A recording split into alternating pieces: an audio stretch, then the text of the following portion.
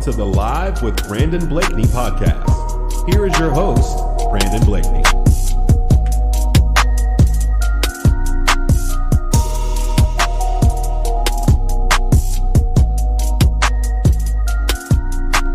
What's up, everybody? It's your boy Brandon Blakney, aka Brandon Lee TV. We back at it again with another banger for y'all. First off, shout out to the culture, man. I appreciate y'all tuning in every week to the Back of Sports Road Radio, as well as my YouTube channel, Brandon Lee TV. We're going live every Friday, so make sure y'all stay subscribed to that, as well as weekly interviews dropping every Thursday on my YouTube channel. We continue to bring you the best guests around North Carolina and beyond, talking a variety of sports, as well as a bunch of other topics that's going on in this crazy world today.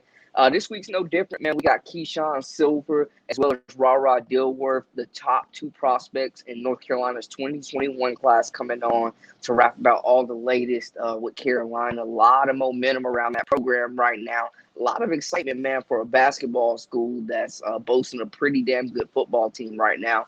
Man, Mac Brown's got the freaking North Carolina in a chokehold. He's the figure four lock right now. He's bringing everybody in. These guys moving like death row. So we'll talk to them, as well as my guy, Coach Enad Haddad, former Wisconsin State coach, has moved on since. We're going to wrap up with him about the latest World Series, talk some baseball. Y'all know I used to do my thing back in the day, so got to talk about the Diamond. Coach Haddad bringing some expertise with that. Mookie Betts really putting on for the culture right now for the LA Dodgers, snapping a crazy losing streak. So with no further ado, man, I appreciate y'all. Let's dive right into it.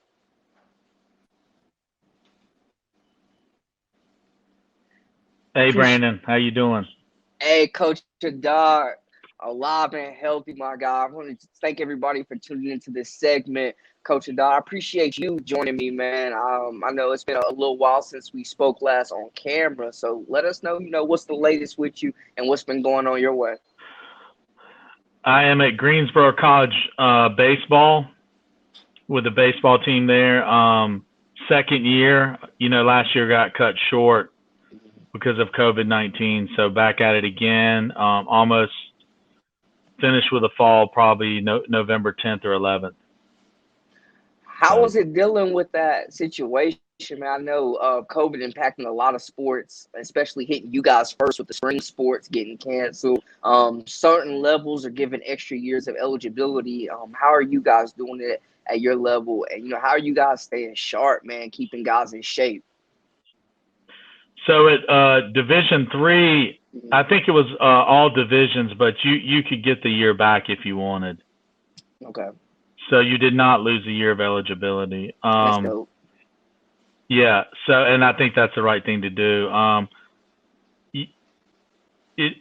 still think that a lot of juniors on the field who are seniors in the classroom, I think a lot of those kids on the D3 level probably will just graduate. I don't see them sticking around, taking a class here or there. We do have 4 seniors, or I think it's 7 or 8 seniors that are doing that. They're going to be super seniors and come back. So, but that's how I see it going.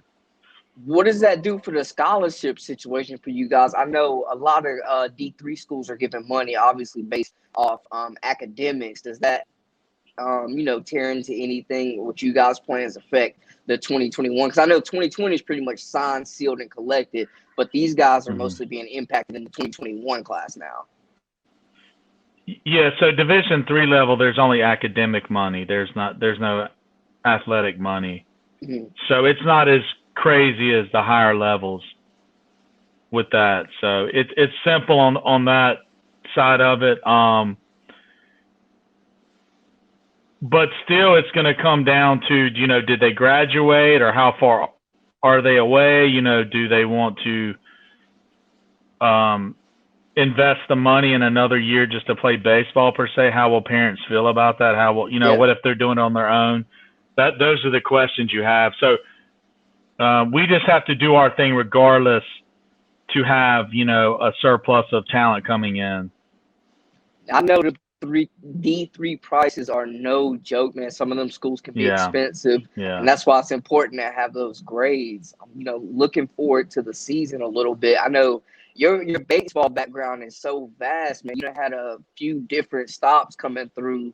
I know when we met you over at Winston State, a program that sadly got cut short, but you guys had great success. And met your guy Randy Morris, and guys that have EP gone on Reese. to the next level. EP Reese as well, yeah. First African American black catcher you guys had out there making some noise as well. And I know you were one of the ones integral in helping a lot of those guys find another home. Yeah, so when they canceled the program due to it was not due to COVID. This was before COVID. A lot of people think it had something to do with that, but it was way before that. I'll set the record straight. Go ahead, Coach. Yeah. So 2019, that wasn't an issue. They just canceled the program. I felt that I recruited those guys in, and I was going to complete it and see it and recruit them out. And I did that with probably, I think, 34 to 36 kids.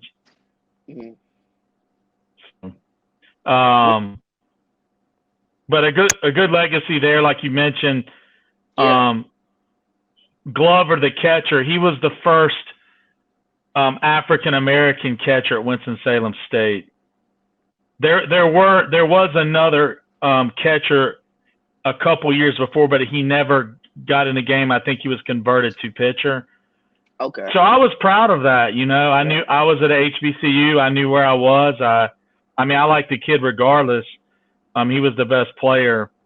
You know what I mean? But it was something to note, so.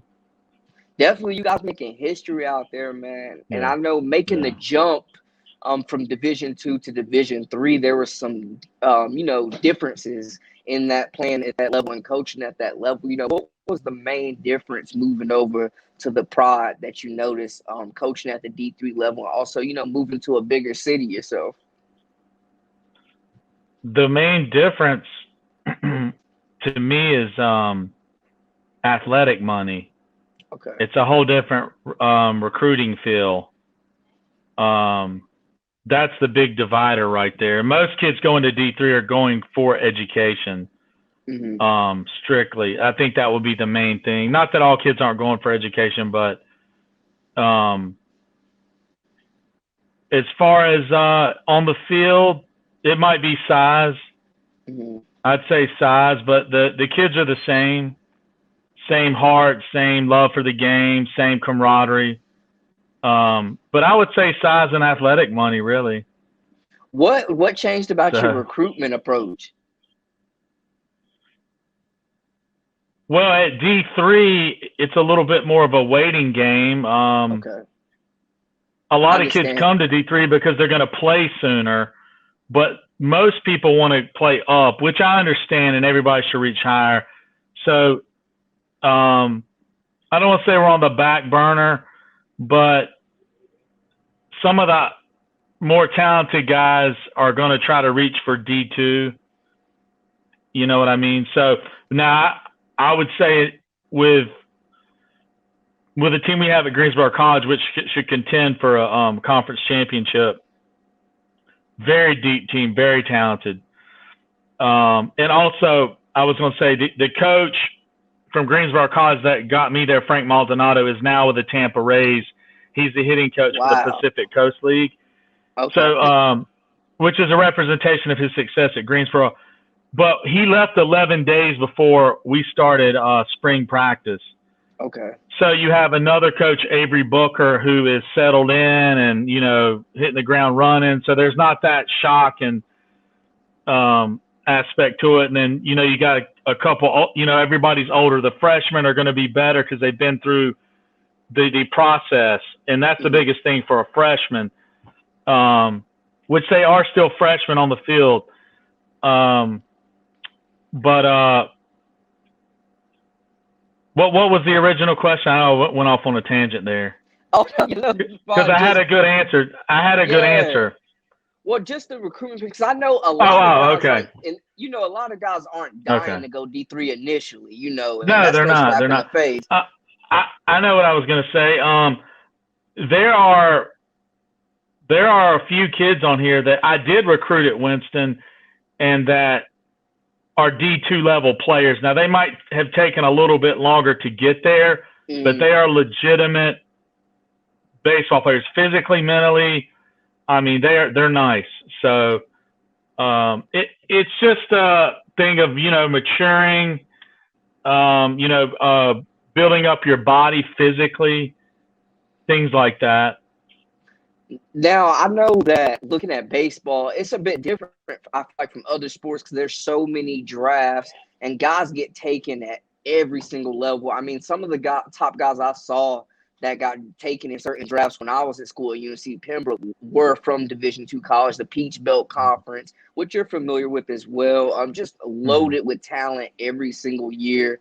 It seems like it's tough to play baseball at any levels. Let's set that there. But I think with baseball, it's like if you can play, they're more likely to find you no matter where you're at. Yeah, so like when I was coming up, they're going to find you. I came up in the early 90s. There wasn't, Twitter and this and that and the other. The scouts are going to find you. It doesn't matter. If you put up numbers, they're going to be, the difference with a slight difference with D1 and D2, where they kind of come together is that you're going to play sooner. Mm-hmm. And are they going to say, hey, this guy as an 18-year-old put up these numbers against, older players. And you're going to put something on the books here. Now you got a guy like E.P. Roos who went to NC State, didn't play, went to Liberty, got 9 at-bats. He comes to D2. He's going down at every level in some ways, that he goes to D2 and puts up really good numbers, which even that year, I don't even think he got white hot like he was there. He hadn't played in 2 years, really. Yeah, and he put up those numbers. They already knew who he was from high school. Mm-hmm. So 25th round, they took him. And I know a lot of these, it was a crazy time for minor league teams this year too, man, just shifting gears a bit with a lot of these guys that didn't have a season. Some of these guys didn't get paid this year. Yeah, so I think the contraction thing was financial. They only did 10 rounds of the draft, I believe, mm-hmm. Mm-hmm. Which was a really good deal for the major leagues, but I know they lost a lot of money this year. We don't know what's going on in the background with all that. But, it's sad because, minor league baseball is a part of America. And definitely. And a lot of people that I know got caught up in that, they were released, or maybe they can resurface, this coming year. Who knows what could happen. I think some good can come out of it. Maybe some reinvention of some things. Mm-hmm. Now, Coach, speaking of major leagues, the big show, everybody in minor leagues is trying to get to that point. Recently, the season wrapped up, and back when this trade initially happened, I had you on the show, and we spoke about Mookie Betts making that move to L.A., and, we both discussed how one player is tough to have not a true impact, but to take over a game or to dominate for a team. I mean, you look at a guy like Mike Trout, who's theoretically the LeBron James of the MLB right now, and he realistically has damn near no playoff experience, no titles. So it doesn't always work that way in baseball. Seeing Mookie Betts now got an MVP with 2 different teams in 2 different conferences, 2 different leagues before his 30th birthday, just came in and they brought him there to get them over the hump, and it seemed like he got the job done. I mean, these guys 3 decades without a title. Yeah, I actually think Frank Robinson is the only other player to win MVP in both leagues. Mm-hmm. And before you're 30? Jeez. Yeah. So if Trout is LeBron, then Mookie's the Greek freak. I know you're an NBA guy. Yeah, we talked about that, and they completed the mission. They got the guy they wanted. Boston won because they got some young talent, but they unloaded a lot of money, which that was what was it about. Minnesota got a great pitcher, Maeda, who had a great year. Mm-hmm. And, Mookie has the talent, but the main thing I think is his energy. And you saw some of the catches he made.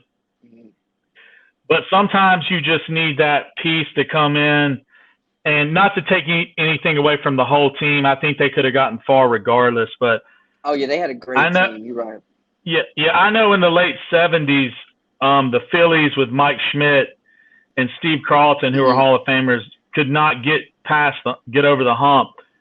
Well, they brought in a guy named Pete Rose who helped them do that in 1980, and Mike Schmidt is very vocal about how his energy was the difference. So, there was a controversial move in that game where the Kevin Cash, the manager for the Rays, who I think is the best manager in the game, he took his pitcher out. Took my man out, and he was not happy. He was not happy. But you know what? I would criticize him if he had not gotten there that way. That was the formula that got him there. Now, Tampa Bay is the analytical team, the one that uses analytics in a different way, and they do all kinds of stuff, that work. They got some money ball going on.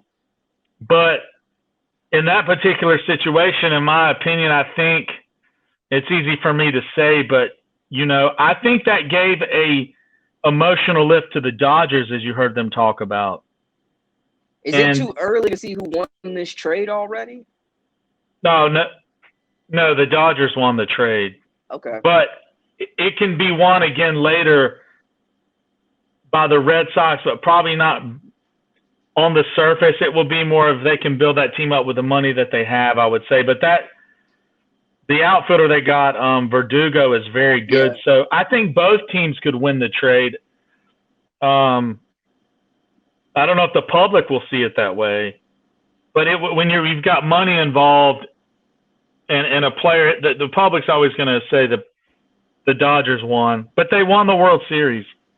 Fact. That's what they needed, What's so crazy to me is these teams are on opposite ends of the spectrum. Like you see in baseball is one of the leagues where you see small market teams blow up and you're rewarded for that farm system and growing your talent. And it seems like the Dodgers, they had some talent. They grew, of course, Cody Bellinger, especially Kyle Seager and those guys. But they also brought in some guys. The Rays kind of came out of nowhere, and their payroll isn't exactly one of the highest in the league. Yeah, you're saying you saw the two sides of it. Yeah. You can get there anyway. It doesn't matter, that gives you hope. And I tip my hat to the Rays for, gaining edges in different ways, doing it a different way. I don't agree with taking that pitcher out. Same. I'm there with you. I think sometimes you have to override that, but that's the way he got there, and that's what he stuck to. It's just one of those things that will always be talked about. And you have a big conversation between the old school and new school of analytics, and do you leave the guy in or do you but I know that the three hitters coming up, if I'm not mistaken, he had struck them out. He had struck each one out twice, and I think they were 0 for 6 combined. Oh, he was going crazy, yeah. Yeah, but my if you look on my Twitter handle, I'm hashtag hearts over charts. Yes, sir. So my opinion, and sometimes you do need to use momentum or emotion. You don't need to reverse it, or it's a tough call though. I hate it for him because he might not ever get to that moment again. You're right, man. Look you got Dan Marino, made it to the Super Bowl in '84. He never got back. Mm-hmm. It's very hard. I mean, Trout's never even been there, I don't think so. And it feels like in baseball, man, it's year to year. Teams come up and dynasties don't last long, man. They get cleaned out. So it was dope to see Mookie, man, do his thing in a new location. Yeah, LA sports are on fire. So it's just great to see. Coach, I appreciate you joining me, man. Let them know where they can find you on all social media outlets so they can follow you guys' journey this year up at Greensboro. Greensboro College Baseball on Twitter. And then I'm Enad, ENAD _ HADDAD, Enad Haddad. Greensboro College, also baseball on Instagram. And I do interviews on there and stuff like that. But great staff. Coach Avery Booker, his grandfather is Jack McKeon, who won a World Series managing. Yeah. His dad, Greg Booker, pitched in a World Series in '84 with the Padres. Matt Reed, our pitching coach, his dad is the bullpen coach for the Braves. I think my light went out, but so they're connected to the majors and stuff, and I've learned a lot from them. It's a great staff. Then we got a young guy who was a player last year, Coach Chenzo, who's done a great job. So the staff is really good, and the team is ready. So. Hey, we're excited to see you guys in action, man. We'll definitely have to follow up with you guys when the season gets going. And I know you're a fantasy football aficionado as well. Oh, yeah. So we definitely got to pick your brain on that. I got a big matchup this week, man. So we'll definitely have to pick your brain about that as well. Yeah. But that's a wrap for us, man. Y'all stay tuned for all the latest. You dig?